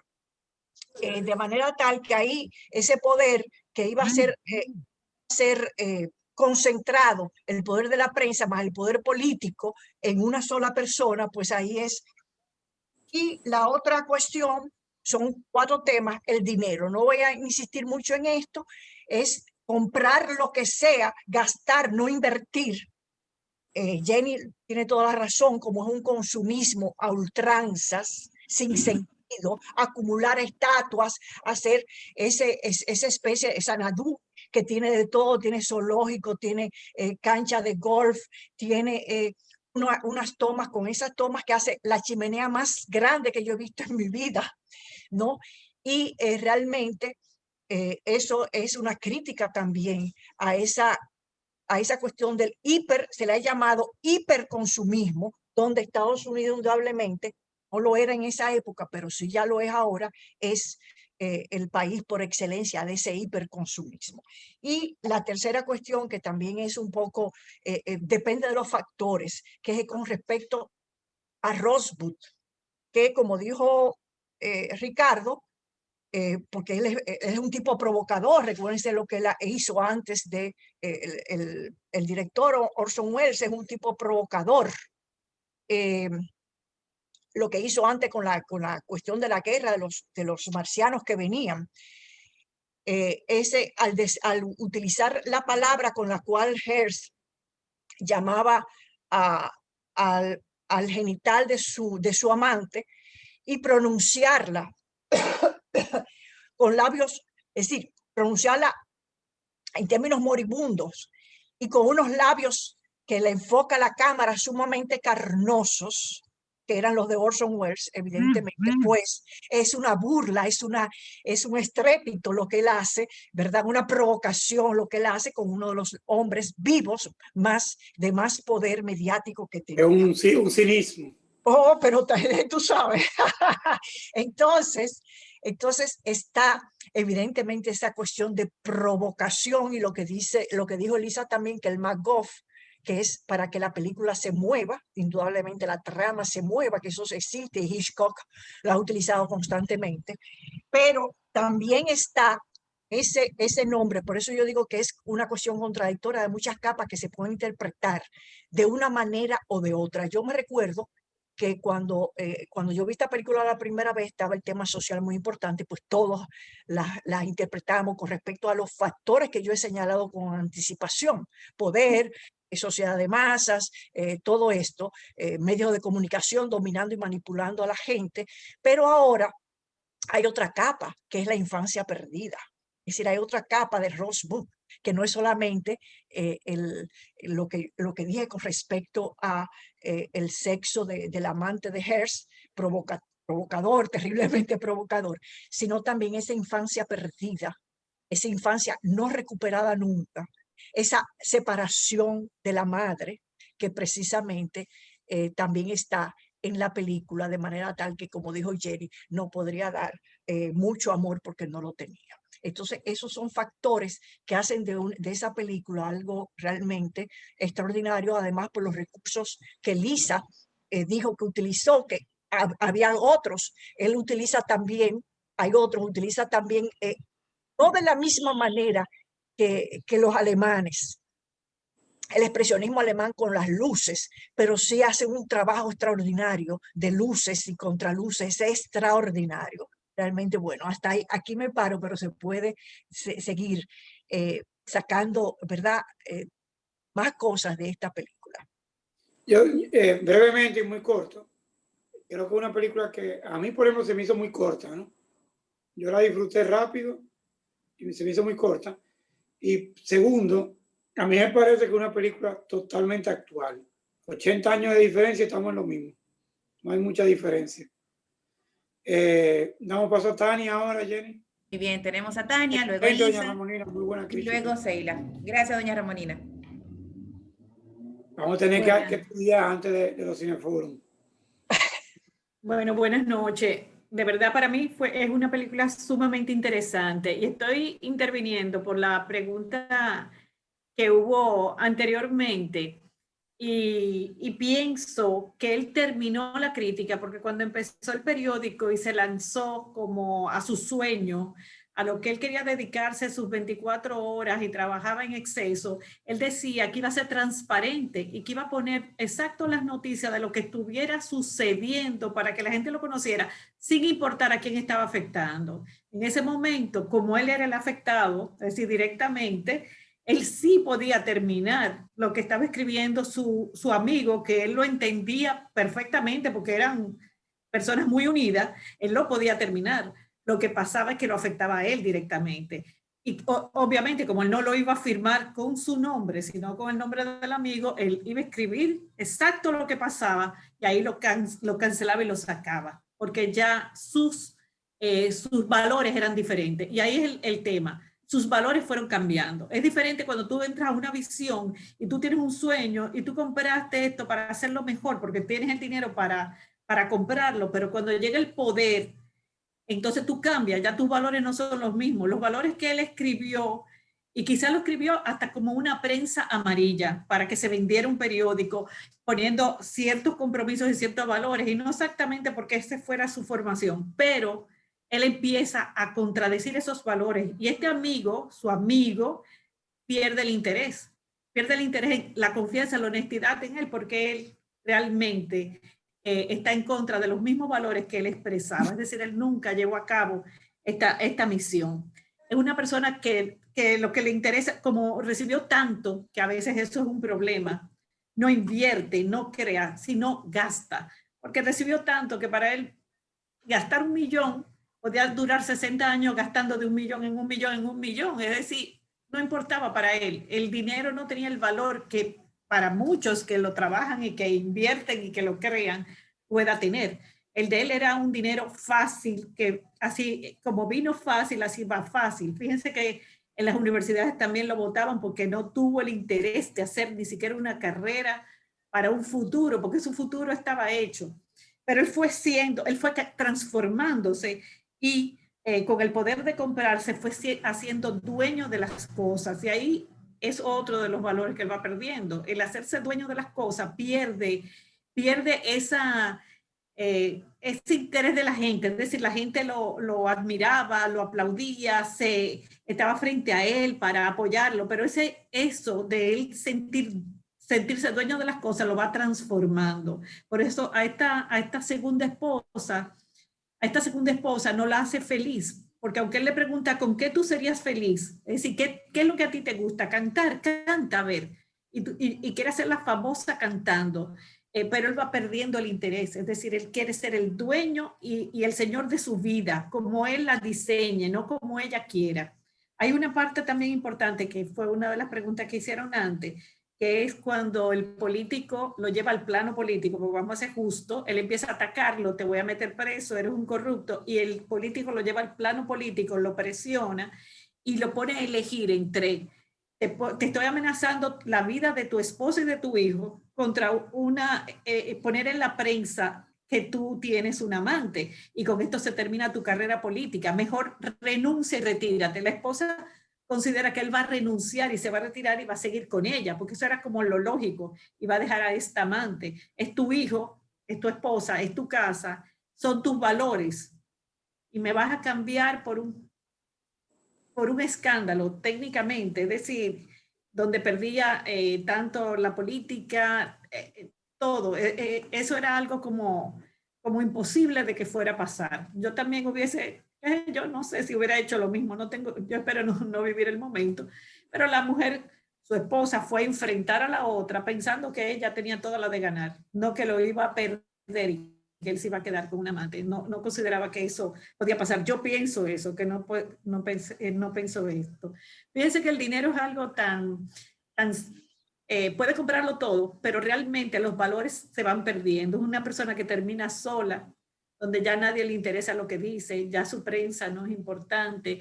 Todo lo que fue construyendo no valió de nada, no tuvo descendencia, no tuvo por qué luchar, no tuvo a quién dejarle todo lo que hizo, aquella casa tan majestuosa que no se podía disfrutar en sí misma. Y como le decía a la esposa, pero si lo tienes todo aquí, ¿por qué tienes que salir a dormir en unas casas de campaña, hacer algo diferente con tanto que tienes? Como una casa vacía, como sin alegría. Y él buscaba en esta esposa una alegría, porque él sentía que ella tenía una alegría, una sonrisa, y que él manifestaba una alegría en ella. Sin embargo, eso se fue también perdiendo. Ella se volvió una persona triste, una persona que ya no tenía ningún interés en nada de lo que él hacía o de lo que él decía. Es decir, cómo se fue diluyendo y perdiendo.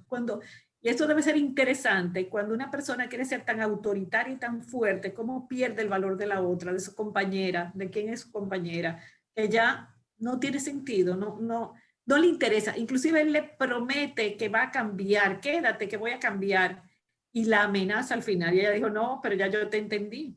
Esto es una amenaza, igual que siempre. Es decir, tú no vas a cambiar, tú vas a seguir siendo lo mismo, tú eres el dueño de todo. Tú no dejas que el otro realmente tenga un espacio, ni pueda disfrutar de ese espacio.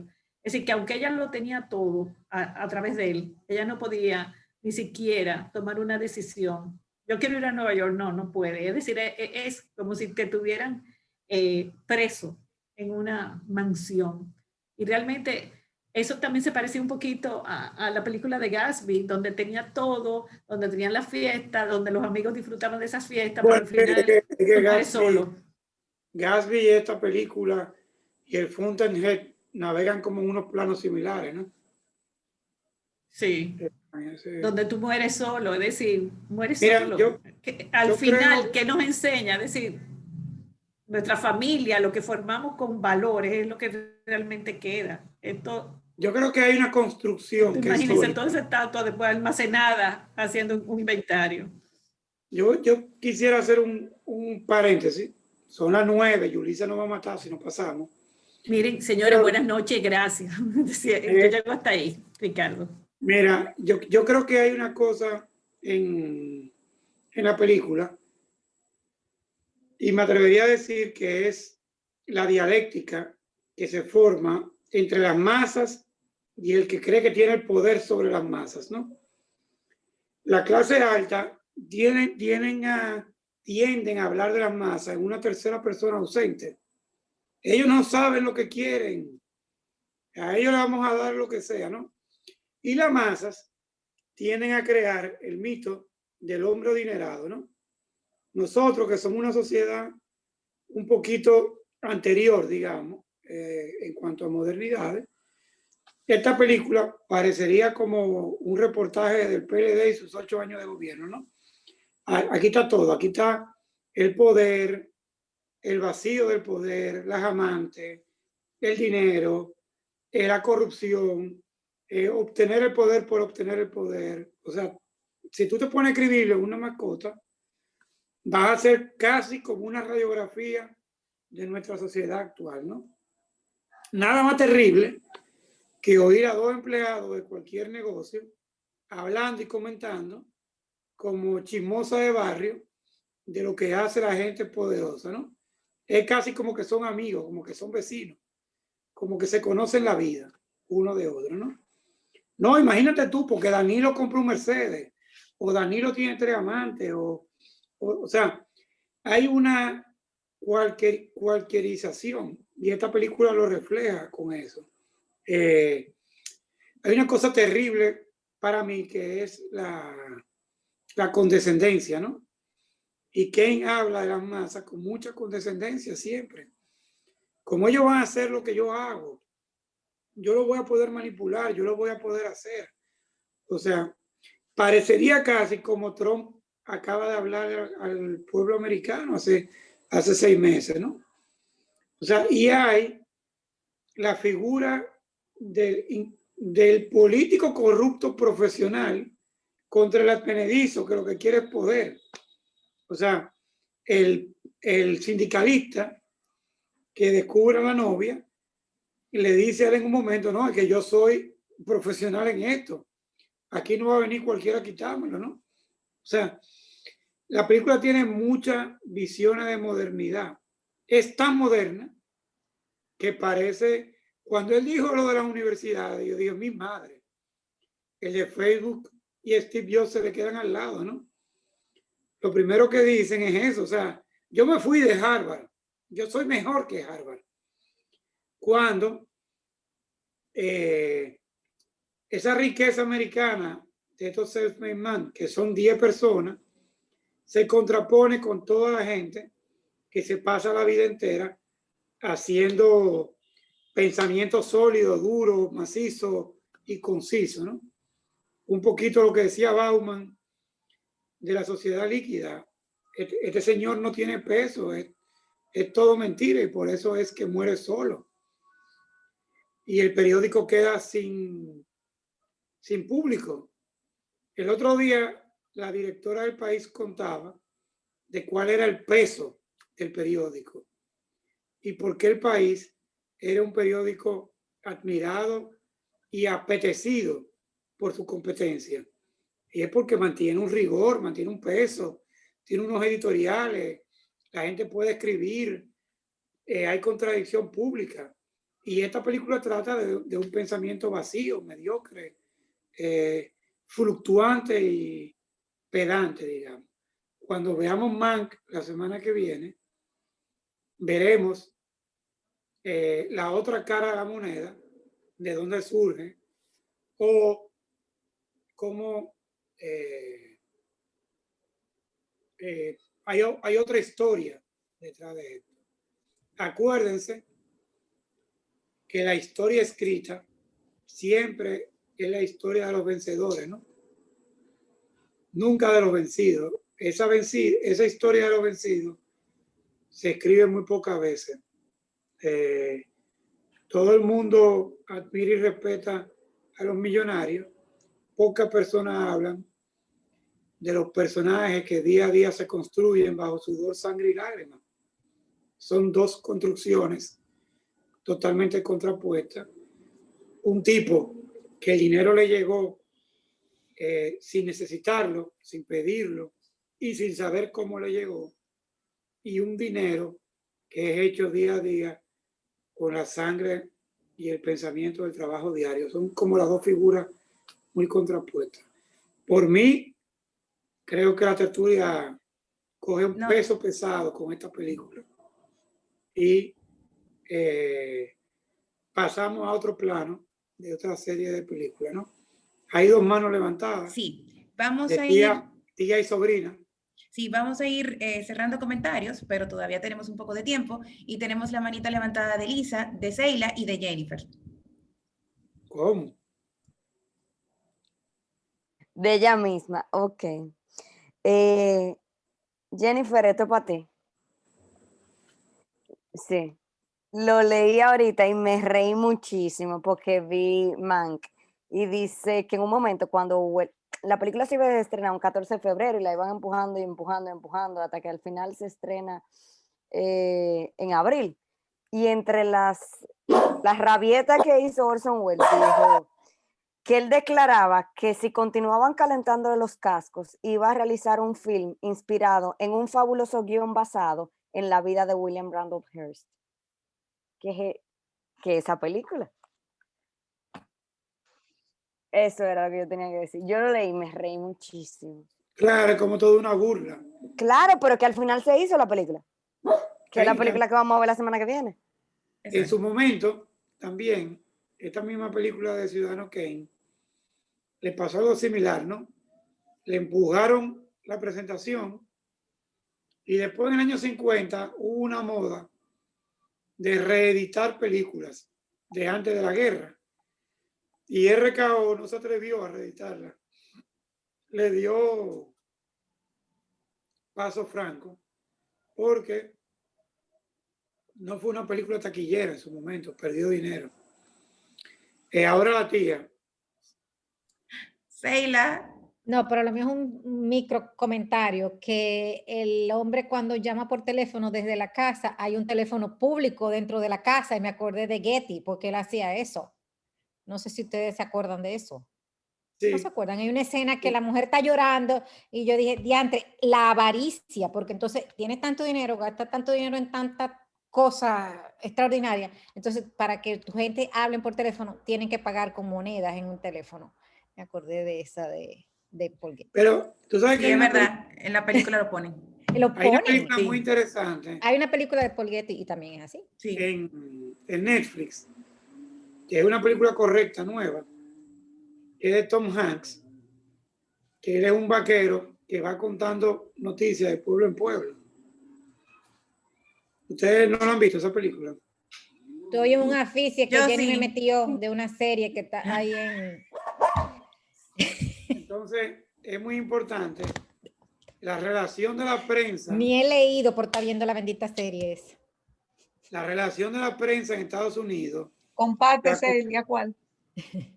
La conquista del oeste y la manera como las noticias eran llevadas en Estados Unidos es todo un tema para uno leer un poco de eso, de cómo eso sucedía.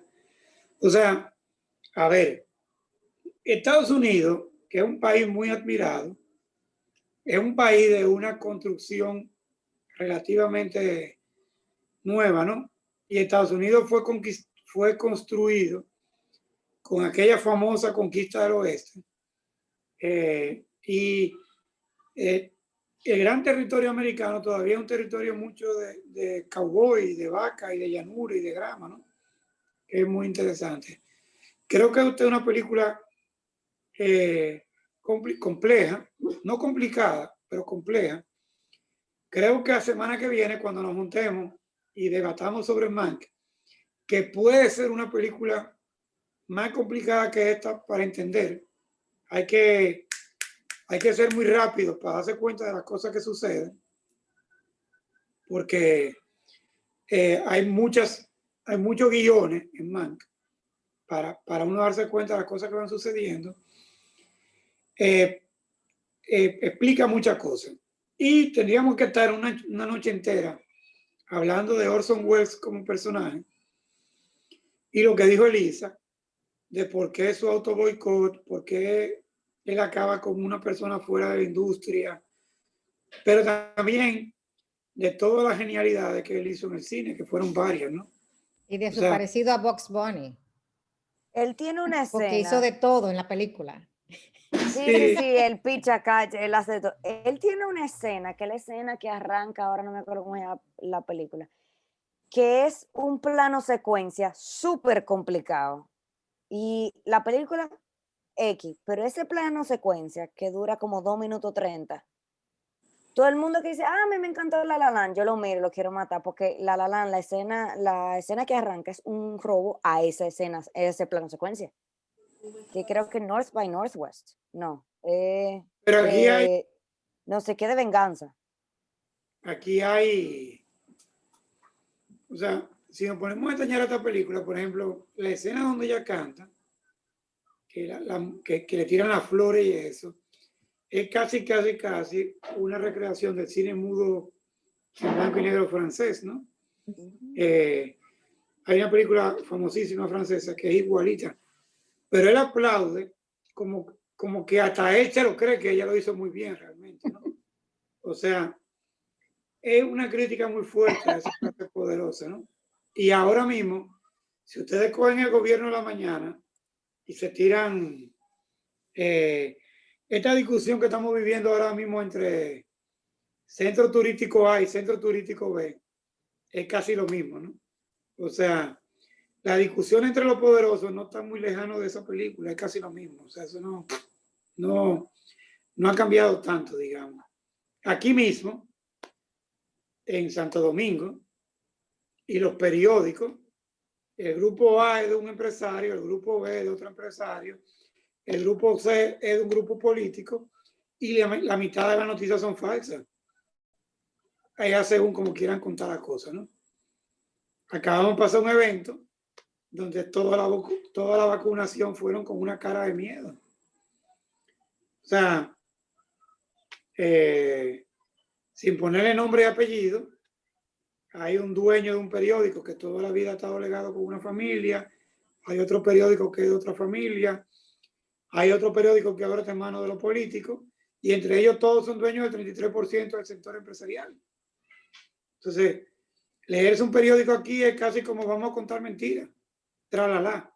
¿Cuál es más mentiroso, uno o el otro? O sea, y los que no son dueños de periódicos son dueños de estaciones de radio. O sea, no hay tanta diferencia, digamos. Con queridas incluidas y todo. Yo tenía una manita levantada. Y si seguimos hablando, se me va la lengua del sitio. Yo tenía una manita levantada y Contrólate. Contrólate. Que ya es tarde y tu jefa te va a arrancar. Bueno, ya no te quedan cabello, te pelaste. ¿Viste? Ya, Esto fue la primera pelada en 365 días y un mes. ¡Wow! Pobre barbero. Fueron intentos fallidos de automutilación a la persona. Bueno, yo comentario, creo que... No, espérate, no cierre antes. Te quería un comentario con relación a la obsesión que tenía Kane con su segunda esposa.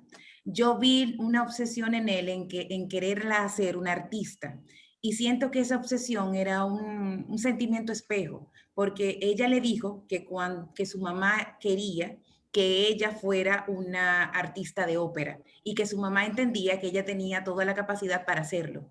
Y siento que fue a partir de ese momento que él se obsesionó en que ella pudiera cumplir con ese sueño que tenía su mamá, tal como él estuvo obligado a hacer de cumplir el sueño que su mamá tuvo, de que él fuera un nuevo rico y que viviera como tal.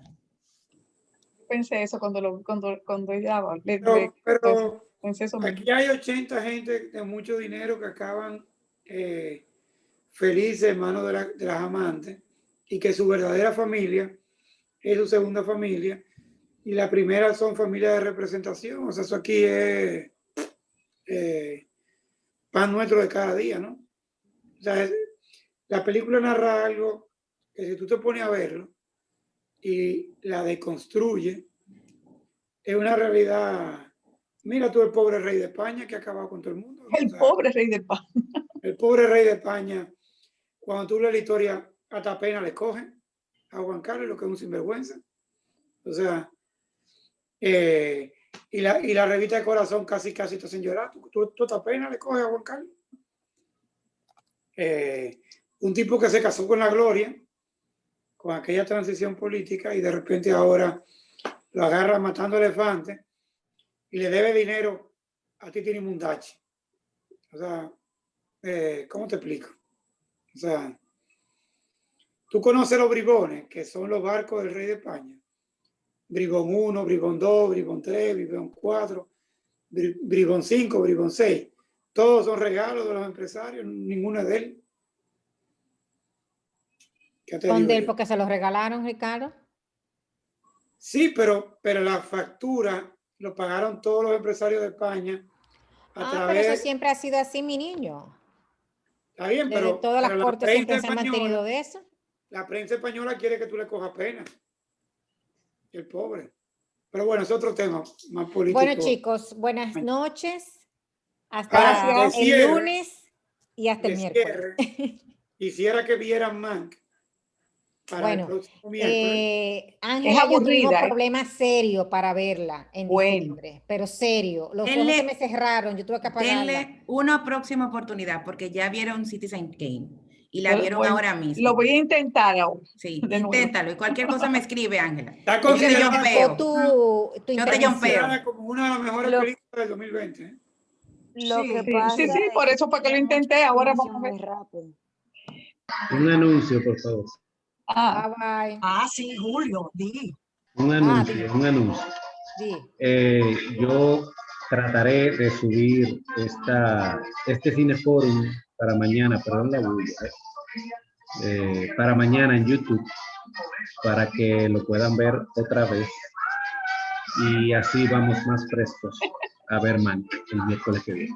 No, Elisa, cualquier cosa yo te llamo. A ver si pero la música está buena ahí. Hay un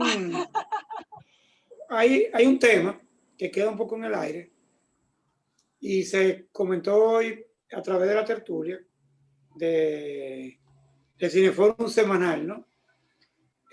Con varias personas que pusieron yo quiero decirles que entiendo que debe ser semanal. Los cineforos suelen ser semanales porque el medio es un poco más dinámico que los libros. Y esa es como la base. Los cineforos casi siempre son sabatinos, ¿no? O eran sabatinos, o los cineclub, por decir un término, ¿no? Creo que hay un liderazgo nuevo con Jennifer de moderaciones y manejos muy importantes.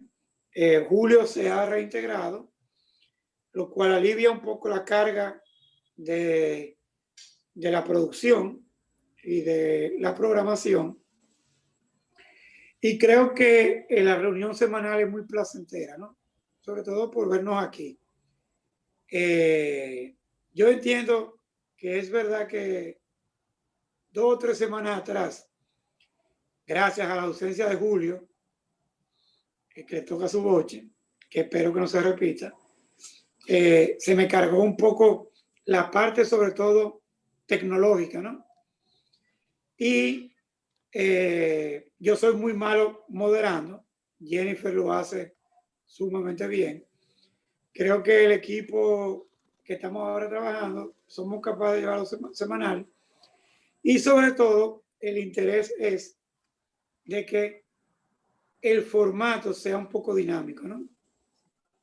Son muchas películas y 7 días es suficiente. No tiene que ser tan profundo los comentarios ni las participaciones.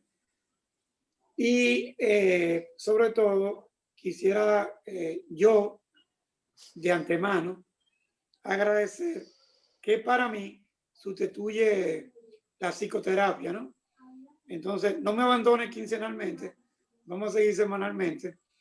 Así bajamos un poco la dosis de Alplax, Alprazolam y otros derivados recetados, digamos. E intentaremos que sea dinámico y que no sea tanta carga y que sobre todo tengamos esos 7 días para poder ver las películas con tiempo. No creo que hoy necesite un cierre la película. Yo creo que necesitamos ver Mank y tener un cierre de ambas películas, ¿no? Julio se va a quedar un poco triste porque no lo complaciste y yo estoy contenta de que haya Cineforum por la cuestión de arquitectura y todo eso. Y yo estoy contenta que haya un Cineforum semanal. Era que, tú sabes, había que despejar toda esa cuestión que hubo en el chat, pero entonces, perfecto. Creo que en arquitectura de la película hay una relación muy fuerte histórica entre cine y arquitectura, ¿no? Desde el nacimiento del cine hasta el uso del cine como medio propagandístico y el movimiento moderno, ¿no? Yo creo que Xanadu en la película es un reflejo fuerte de lo que es la sociedad americana y las arquitecturas neobarrocas que en Estados Unidos es muy normal. Eso requiere mucho tiempo de explicarse. El neogótico, el neobarroco, el neohispano que hay en California y toda la importancia de esa arquitectura y cómo esas arquitecturas neoclásicas están asociadas a la derecha americana, ¿no? Eso es todo un tema. Yo por eso decía, lo importante arquitectónicamente no es lo que es Xanadu. Lo importante arquitectónicamente es lo que Xanadu niega, ¿no? O pone de relieve. O sea, en Estados Unidos, las casas fastuosas, el estilo de la casa neohispánica, neogótico, neoclásico, está muy asociado a la clase de poder. Como hoy en día la prensa americana le da mucha importancia al nombre ridículo ese de la casa de Trump, ¿cómo que se llama? Mar-a-Lago. Mar-a-Lago. Es como, wow. Que es una propiedad que Trump compra y que es neogótica, creo, neohispánica.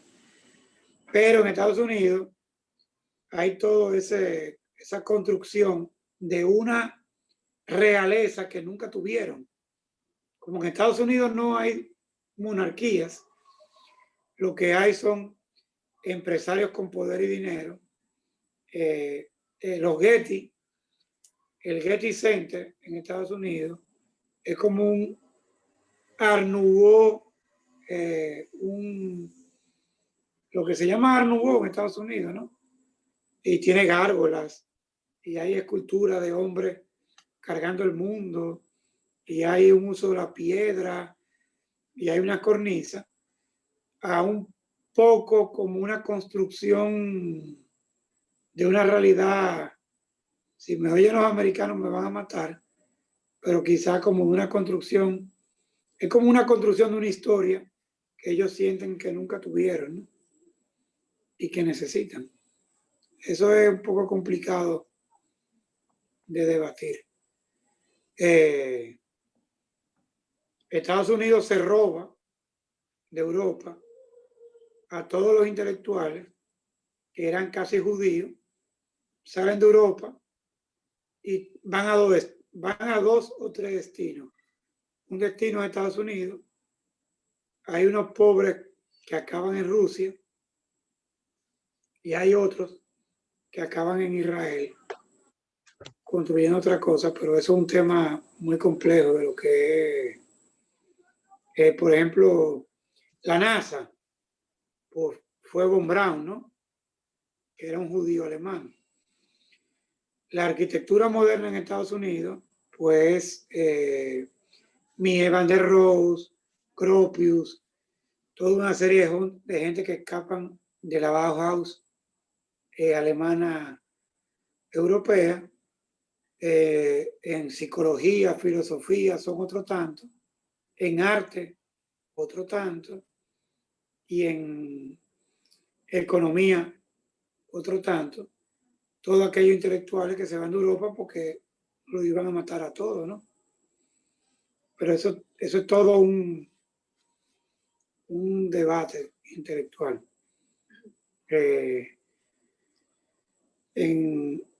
En sociología también, ¿no? Es como uno debate de esas escuelas. Vamos a ver la próxima película, que es Mank, que es otra óptica de ver el mismo tema de hoy, y intentaremos hacer un cierre como las dos cosas. Yo creo que nos tocaría ver dos cosas más. Una es The Fountainhead, como película o novela de Anne Rey, que ya lo leímos en la tertulia, y está lo que dijo Seila de Getty, la película de Getty. Y Howard Rourke, que era arquitecto. La arquitectura también es fuerte. Sí. Que es algo similar. O sea, hay dos o tres películas que le dan la vuelta a esta película, digamos. Vamos a ver cómo las encadenamos. Señores, están bienvenidos al After Hour. Que ya comenzó. Que se quedan. ¿Qué? Que ya comenzó. Ya comenzó. Sí, ya comenzó hace ratico. Ahí tenemos al doctor que está con la cámara. Doña Ramonina, bienvenida al After Hour. No, yo me retiro. Pero usted duró un ratico en el After Hour sin saberlo. Sí, es verdad, es verdad. Pues nada, adiós, adiós, bye bye. Cuídese, buenas noches. Gracias. ¿Tú sabes también quién copió un Xanadu? Pablo Escobar. Pablo Escobar tenía un Xanadu en Colombia. Bueno, pues en la Manuela, en la finca que tenía zoológico, de todo, sí, también. Bill Gates tiene uno. Podría tener varios.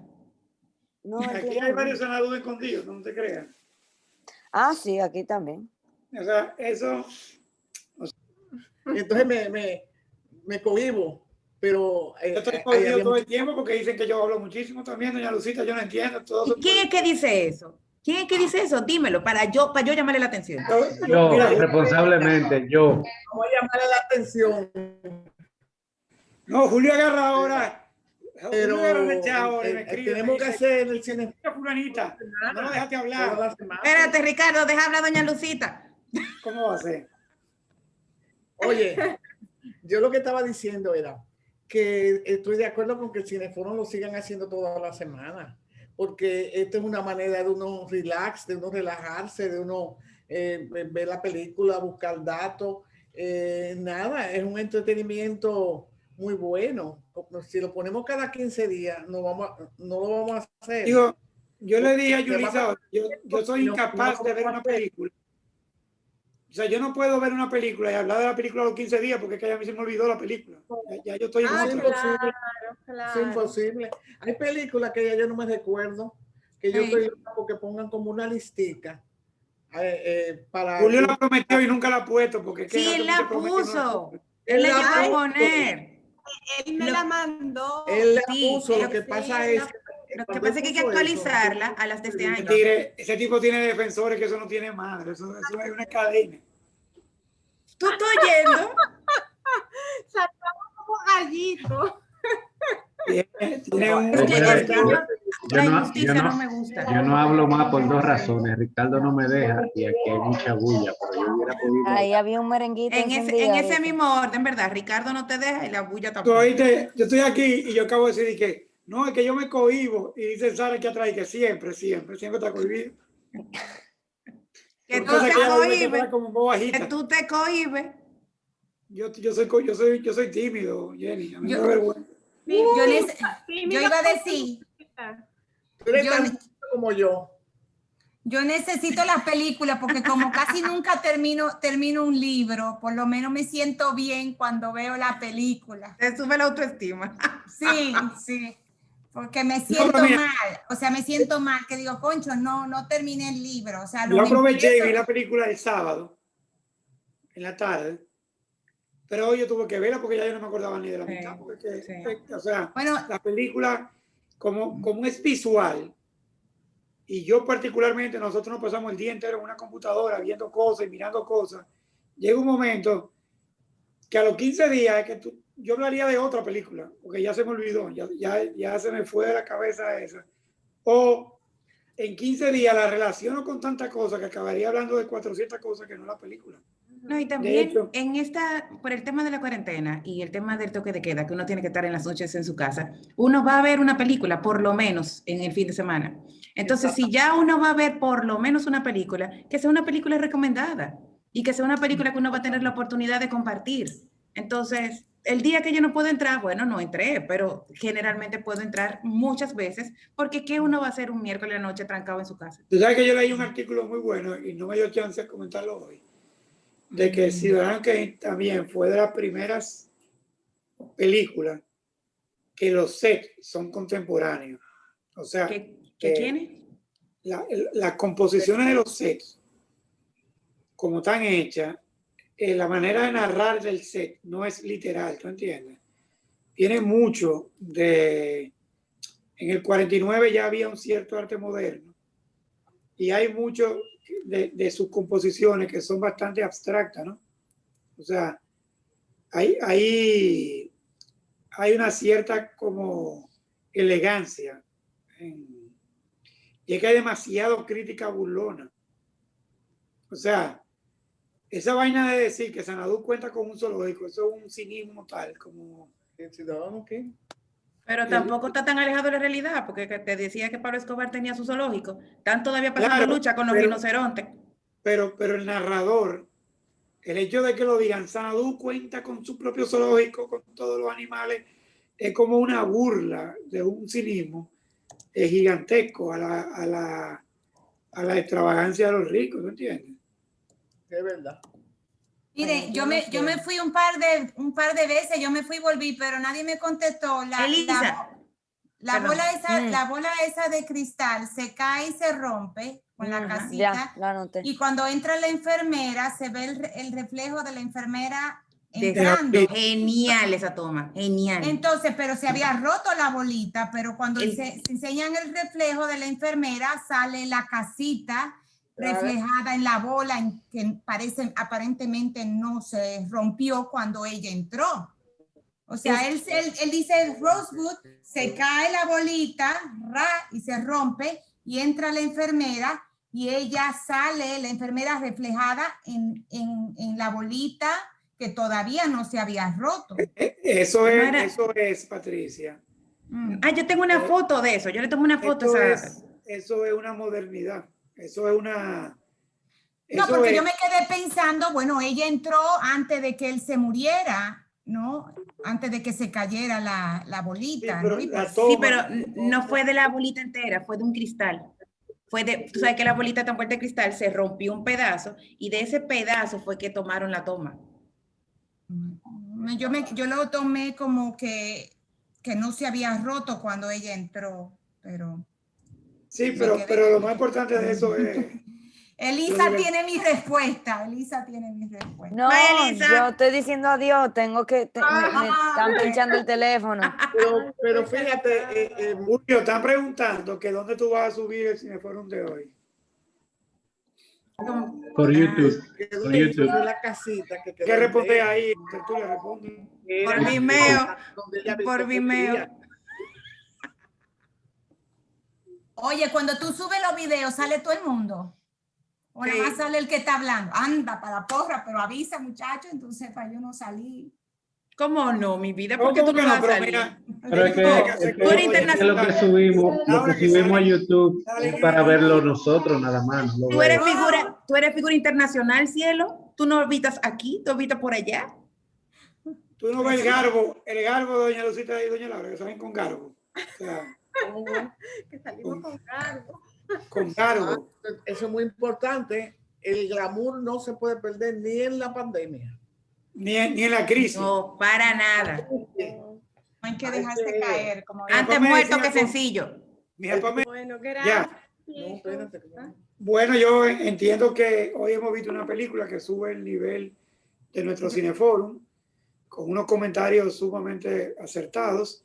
Creo que habrá un cierre final cuando veamos nuestra próxima película, que es Mank, que nos explicará el otro lado de la moneda y entenderemos varios de estos personajes. Es una película clave para el crecimiento de los cinéfilos y su apreciación.